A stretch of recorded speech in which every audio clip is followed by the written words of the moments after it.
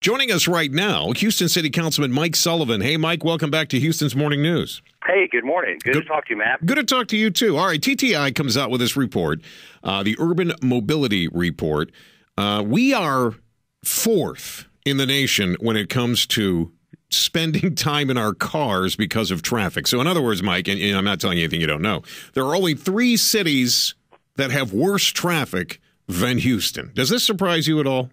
Well, it doesn't. I'm 54 years old, a native Houstonian, and we have had traffic problems in this city forever, not just on our major freeways that pass through Houston, but also on some of our major side streets as well.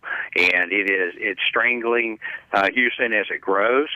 We have more and more people that live out in the suburbs because of various reasons, and they generally tend to drive downtown or to other major business centers in Houston, and that creates congestion. Right. And I do that. I mean, I drive in every morning from Cinco Ranch in Katy, west of Houston. I drive in the morning. It takes me probably 20, 25 minutes. Now, coming home, depending on what time I can get out of the radio station, that time is doubled sometimes. Sometimes it's tripled. It really just depends on what time of the day.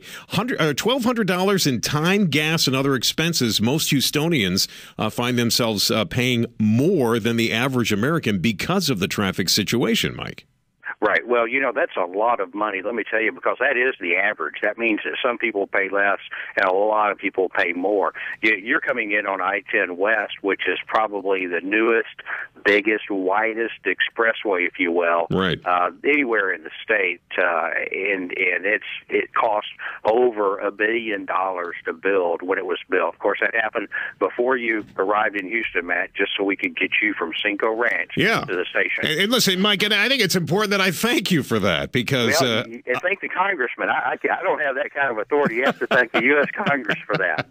Mike, it was much needed. Well, they knew I was coming, and they knew it was important that we get this done.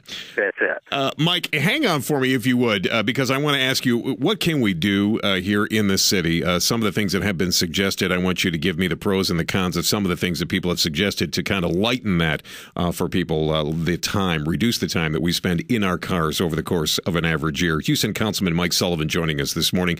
Back to the information and conversation with Matt.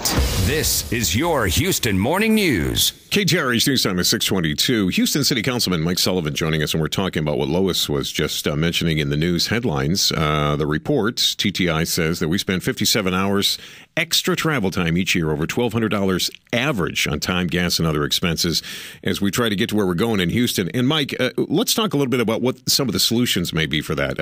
Is it light rail? Is it continuing to widen the roads? Is it more toll roads? How do you see it? Well, my personal opinion, I don't think that we can build our way out of this. The solution is not simply going to be more concrete. Frankly, I don't know how we could widen some of the roads and freeways that we have in the Houston area.